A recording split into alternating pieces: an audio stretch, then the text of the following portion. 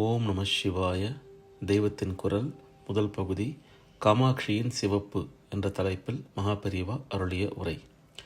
கரும்பு வில்லும் புஷ்ப பானமும் தரித்து சமஸ்த லோகத்துக்கும் அனுகிரகம் செய்கிற திவ்ய மாதாதான் காமாட்சி. சகல ஜீவராசிகளையும் இந்திரிய சேஷ்டையிலிருந்து விடுவிப்பதற்காக மலர் அம்பும், மனசின் ஆட்டங்களிலிருந்து விடுவிப்பதற்காக கரும்பாலான தனுசையும் தாங்கியிருக்கிறாள். இதில் வேடிக்கை என்னவென்றால், மன்மதனும் இதேபோல் கரும்பு வில்லையும் புஷ்பத்தாலான 5 பானங்களையும் தான் வைத்திருக்கிறான். அவனுடைய காரியமோ அம்பாளுடைய காரியத்துக்கு நேர் விரோதமானது. அவன் இந்த வில்லையும் அம்பையும் வைத்துக்கொண்டு தான் சமஸ்த பிராணிகளுக்கும் இந்திரிய விகாரத்தை, அடங்காத காமவேகத்தை உண்டாக்கி வருகிறான். அதுவும் பராசக்தியான அம்பாளுடைய லீலைதான். அவள்தான் மன்மதனுக்கு இப்படிப்பட்ட சக்தியை அனுகிரகம் செய்திருக்கிறாள்.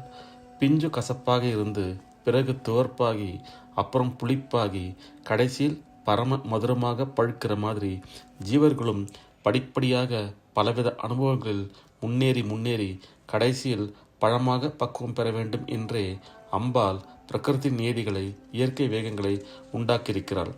ஒரேடியாக இவை நம்மை அடித்து செல்வதற்கு நாம் இடம் தந்துவிடக்கூடாது. ஒரேடியாக எடுத்த எடுப்பில் இந்த வேகங்களிலிருந்து தப்ப முடியாவிட்டால் அதற்காக வருத்தப்பட்டு மனம் உடைந்து விடவும் கூடாது. அம்பாளை தஞ்சம் புகுந்தால் படிப்படியாக அவள் வழிகாட்டி விடுதலை தருவாள் என்ற நம்பிக்கையோடு வேகங்களை குறைத்து கொள்ள அவளை பிரார்த்திக்க வேண்டும். சம்சாரம் என்பதில் ஈடுபட்டிருக்கும் போதே இதில் ஏதாவது சாரம் இருக்கிறதா என்று அடிக்கடி சிந்தித்து வர வேண்டும். இப்படி சிந்திப்பதே ஒரு சாரம்தான். அதனால்தான் சம்சாரத்திலிருந்து விடுபடுகிற விரக்தி உண்டாகிறது. அந்தந்த காலத்தில் அந்தந்த பிரகிருதி வேகங்கள், இயற்கை உந்தல்கள் ஏற்பட்டாலும் அதனால் மனம் கலங்காமல் பராசக்தியை பிரார்த்தித்து கொண்டே இருந்தால் பிஞ்சு காயாகி, காய் கனியாகி, கனி தானே முற்றி மரத்திலிருந்து இற்று விழுந்து விடுவது போல் கடைசியில் சம்சார விருட்சத்திலிருந்து விடுபட்டு அம்பாளின் சரணாரவிந்தத்தில் விழுந்து அதோடையே சேர்ந்து விடுவோம். நம்மை போல் எத்தனையோ பிராணிகள் ஏகப்பட்ட பூர்வகர்மவை செய்து குவித்திருக்கின்றன. இந்த கர்மாவை கழித்து கொள்ள அவையெல்லாம் ஜன்மா எடுத்துத்தான் ஆக வேண்டும். எடுக்கிற ஜென்மாவில் கர்ம மூட்டையை ஜாஸ்தியாக்கி கொள்ளலாம் அல்லது குறைத்து கொள்ளலாம். எது எப்படியானாலும் கர்மாவை கழித்து கொள்ள வேண்டுமானால் ஜன்மா எடுத்து அதை தர்ம வழியில் பிரயோஜனப்படுத்திக் கொள்வது தவிர வேறு வழியில்லை. கடைசியில் கர்மம் முழுவதும் அழிந்தால் பிறப்பே இல்லாத நிலை அடைவோம். ஜீவர்களுக்கு ஜனன நிவிருத்தி உண்டாவதற்கே ஒரு பயிற்சி கூடமாக அவர்கள் ஜன்மம் எடுத்தாக வேண்டியிருக்கிறது.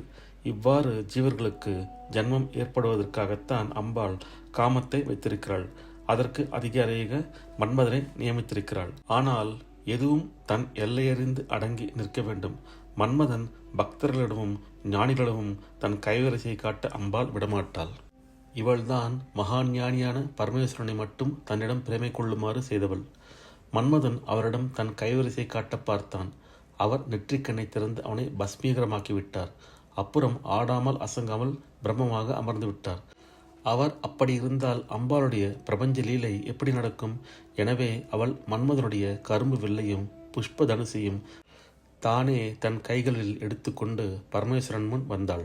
மன்மதனைப் போல் அவரை ஜெயிப்பேன் என்ற அகங்காரத்தோடு வரவில்லை. அன்போடு அடக்கத்தோடு வந்தாள். உடனே பரம ஞானியான பரமேஸ்வரனும் காமேஸ்வரனாக மாறிவிட்டான். இவள் அன்பு பூங்குகிற கண்களால் காமாட்சியாகி, காமேஸ்வரியாகி அவரை பார்க்க அவரும் அன்புமயமாகி காமேஸ்வரனாகிவிட்டார். பிரம்மமாக செயலற்று இருந்த வஸ்துவுக்கு லோக அனுகிரகம் என்ற பரமகருணை உரிப்பறித்தான் காமாட்சி என்று சொல்கிறோம். சுத்த ஸ்படிக சங்காசமாக நிறமில்லாதிருந்த பிரம்மம் அப்போது சிவப்பு நிறத்தை அடைகிறது. அன்பு, கருணை இவற்றை சிவப்பாக சொல்வது வழக்கம். ராகம் அன்பு, அனுராகம் என்பதிலிருந்தே ரத்தம் என்ற பதம் வந்தது. தமிழிலும் மனச்செம்மை, செவ்விய உள்ளம் என்றெல்லாம் சொல்கிறோம். இதுவே காமாட்சியின் சிவப்பு, கருணையின் வர்ணம். ஓம் நம சிவாய.